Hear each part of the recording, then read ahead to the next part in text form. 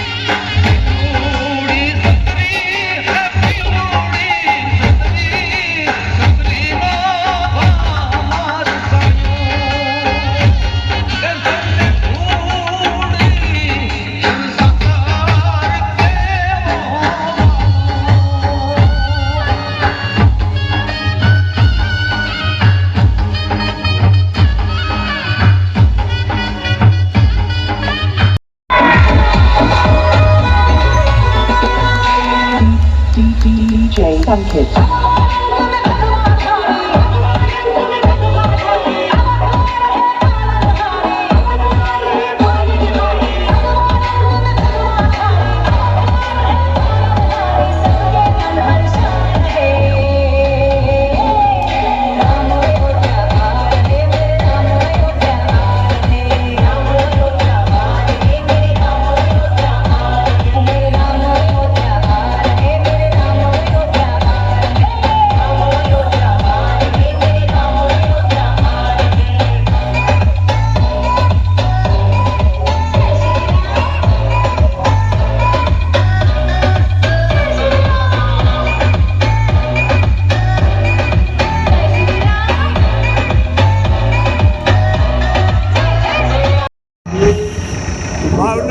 વૈષ્ણવ સાધુ સમાજના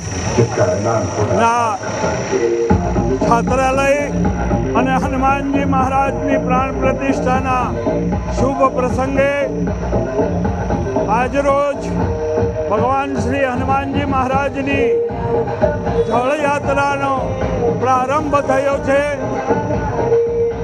આવતી 23મી મેના રોજ પરમ પૂજ્ય પ્રાતઃ સ્મરણીય શ્રી મોરારી બાપુના પાવન કરકમલો દ્વારા આ હનુમાનજી મહારાજની પ્રાણ પ્રતિષ્ઠા થશે અને આ ભાવનગર વૈષ્ણવ સાધુ સમાજનું જે સંકુલ શ્રી હનુમંત વિદ્યાર્થી ભવન છાત્રાલયનું ઉદ્ઘાટન પણ પરમ પૂજ્ય શ્રી મોરારી બાપુના કરકમલો દ્વારા 23મી મેના રોજ સવારે 11 કલાકે સરદારનગર ખાતે થવાનું છે. આવતીકાલ તારીખ 21/5ના રોજ રાત્રિના 9 કલાકે ભવ્ય ડાયરાનું આયોજન કરવામાં આવેલું છે, જેમાં ખૂબ જ લોક સાહિત્ય કલાકાર એવા પ્રખ્યાત શ્રી માયાભાઈ આહિર અને બીજા સંતો અને બહેનો દ્વારા ભજનોની રમઝટ બોલાવવામાં આવશે અને 23મી તારીખે આ છાત્રાલયનું ઉદ્ઘાટન અને હનુમાનજી મહારાજની પ્રાણ પ્રતિષ્ઠા થશે. ભાવનગર વૈષ્ણવ સાધુ સમાજ વતી આવતીકાલના સંતવાણીના કાર્યક્રમમાં સાધુ પરિવારો ઉપરાંત જાહેર જનતાને પણ આ કાર્યક્રમની અંદર પધારવા અમારું હાર્દિક નિમંત્રણ છે. આ મહોત્સવ પ્રસંગે ઉપસ્થિત પૂજ્ય મોરારી બાપુ, સંતો, મહંતો, રાજકીય આગેવાનો સહિતના મહાનુભાવોની ઉપસ્થિતિમાં ભવનનું ઉદ્ઘાટન કરવામાં આવ્યું હતું. બાદ હનુમાનજી મહારાજની શાસ્ત્રોક્ત વિધિ સાથે પ્રાણ પ્રતિષ્ઠા કરવામાં આવી હતી, જેના દર્શનનો લાવો લઈ ઉપસ્થિત સર્વો ધન્ય બન્યા હતા. તેમણે કીધું કે ગઈકાલે જ ફોન કર્યો કે એક રૂમના 4 લાખ રૂપિયાનું દાન મારા તરફથી એક કીર્તિસિંહભાઈ પણ ત્યાં ઉપસ્થિત છે, એટલે સ્ટેજ પર પધારવા વિનંતી છે. ઘણી બધી વસ્તુઓ એ આમાં યોગદાન મળેલ છે. એમના તરફથી એક મારે બાપુ કોઈ નામ ગામ કે ઠેકાણું ન હોય, આ બધામાંથી જે મુક્ત થાય એ સાચા સાધુ. અને આનંદ થાય અને અહોભાવ થાય કે આપણા પ્રિય અને પૂજ્ય બાપુ છે. એના આધાર કે મારા શરીરમાં હવે લોહી નથી ફરતું, સિંદૂર ફરે છે. એ સિંદૂર ફરે છે કયા અર્થમાં વડાપ્રધાન બોલ્યા એ તો એ જાણે, પણ એ સિંદૂર હનુમાનજીની વીરતાનું સિંદૂર કરે. એ સિંદૂર પાકિસ્તાનમાં રહેલી માં હિંગળા એને જે સિંદૂર ચડે છે એ સિંદૂર ફરે છે. અને એ સિંદૂર મારા દેશની કંઈક ને કંઈક તેનું થયા કરે. એમાં આપણે જાગૃત રહેવું પડશે. ધર્મ પાવી,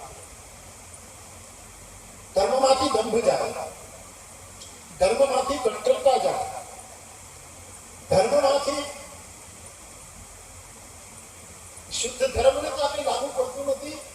પણ જ્યારે સમાજમાં આવું દેખાય છે ત્યારે આ બધા દૂરી તો હટે અને હનુમાનજી સાક્ષી આપણા ધર્મ પાવિત્ર્યની સ્થાપના, ધર્મનું પવિત્ર, બીજું અર્થ પાવિત્ર. આજે કેટલું એ હનુમાનજીના સ્વરૂપને પ્રણામ કરું છું. આ વિદ્યાર્થી ભવન ઉભો કરવા માટે અને આ હનુમાનજીની પ્રાણ પ્રતિષ્ઠા ત્યાં સુધીમાં સતત પાયામાંથી કામ કરનારા અમારા સાધુ સમાજના એક આગેવાન, આપણા સૌના પૂજનીય હરુભાઈ, આપ એને માં કહો, દીકરી કહો કે બેન કહો, કાંઈ નક્કી નથી. એવી અમારી બેન, અમારી દીકરી ગઢવી છે કે જગદંબા, બધે રીતે માં કહો. એમણે મારા તરફનો અહોભાવ, એનું વાત્સલ્ય, એની લાગણી છે. આપણા દેશમાં આપણા આદરણીય યશસ્વી પ્રધાનમંત્રી સાહેબ નરેન્દ્રભાઈ મોદી એમણે સ્વચ્છતા અભિયાન ચલાવ્યું અને એનું બહુ સારું પરિણામ આખા દેશમાં આવ્યું. સ્વચ્છતા અભિયાન મોટે ભાગે મોટી માત્રામાં સફળ. હું યાત્રામાં હોઉં ગામડે ગામડે નીકળું ત્યારે લગભગ મેં ક્યાંક જોયું છે કે કોઈના આંગણામાં શૌચાલય નહોતું. આટલી બધી સફળતા આપણે ત્યાં આપણા વડાપ્રધાનના બોર્ડ ઉપર, એના અભિયાનના હાકલ ઉપર આપણે આમાં સફળતા મેળવી છે. એના આપણે સાક્ષી છીએ. હવે એક બીજું અભિયાન શરૂ કરવાની જરૂર છે. હનુમાનજીની સ્થાપના છે અને એ અભિયાનનું નામ છે પવિત્રતાનું અભિયાન. સ્વચ્છતા આવી, પાવિત્ર આવવું જોઈએ. મોરારી બાપુમાંથી, પરિવારમાંથી, પાડોશમાં, ગામમાં, તાલુકામાં, જિલ્લામાં, રાજ્યમાં, રાષ્ટ્રમાં અને ભારત જેવા મહાન રાષ્ટ્ર દ્વારા આખા વિશ્વમાં પવિત્રતાનું સ્થાપન કરવી જોઈએ. એ અભિયાન આપણે ચલાવવાનું બાકી છે. આપણાથી ભૂલ થાય, કદાચ મારા સ્મરણમાં ન હોય, પણ જેટલું સ્મરણમાં છે એટલે હું વિચાર કરતો મને આટલી વખત ઊભો કર્યો અને બેસાડ્યો, ઊભો કર્યો અને બેસાડ્યો. આ મારા કયા અપરાધોનું ફળ હશે એના ઉપર વિચાર કરતો. આ તો રમૂજ કરું છું સાહેબ. પણ પછી હું સ્વગત મને પૂછતો હતો, મોરારી બાપુ શાંતિ રાખો, ભૂતકાળ યાદ કરો, કરેલા કર્મના બદલા દેવા. કારણ કે હું જ્યારે પ્રાઇમરી સ્કૂલમાં શિક્ષક હતો ત્યારે મેં ઘણા છોકરાઓને ઊભા કર્યા, બેસાડ્યા, ઊભા કર્યા. એનું આ ફળ છે. પણ મને આનંદ થયો કે કોઈ સાધુને ઊભા કરે એ બહુ જરૂરી છે. આજે આપણે બધા મઠ અને મંદિરોમાં બેઠા છીએ એ ખાલી બેસવા માટે નથી બેઠા. આપણે જાતે ઊભા થઈને આખા સમાજને ઊભો કરવા માટે બેઠા છીએ. અને તો મને આનંદ થયો. અને બાપુ આપ માફી માંગતા હતા કે આપની વાત ના માનું. બાપુ આપ તો અમારા વડીલ છે, હું સાધુ સમાજનો બાળક છું, આપનો મારા ઉપર હક છે. અને કદાચ થોડીક નારાજગી વ્યક્ત કરી હોય તો આપ જેવા વડીલની પાસે બાળક તરીકે નારાજગી વ્યક્ત કરી છે. કુપુત્રો જાય તો કચિદપી માતા ભવતી પૃથિવ્યા પુત્રાસ્તે જનની બહવ સંતિ સરળા પરમ દેશામ મધ્યે વિરલ કરલો હમ તવ સુત મદીયો યમ ત્યાગ સમચિત નિદમ તવ શિવે કુપુત્રો જાય તો કચિદપી માતા ન ભવતી એવું જગદગુરુ શંકરાચાર્ય ભગવાન કહે. એટલે આપણે મનમાં ધરાવી રાખવાનું. અને આ સમય મને પણ અનુકૂળ થઈ ગયો અને હું આવી શક્યો એનો મને ખૂબ જ આનંદ છે.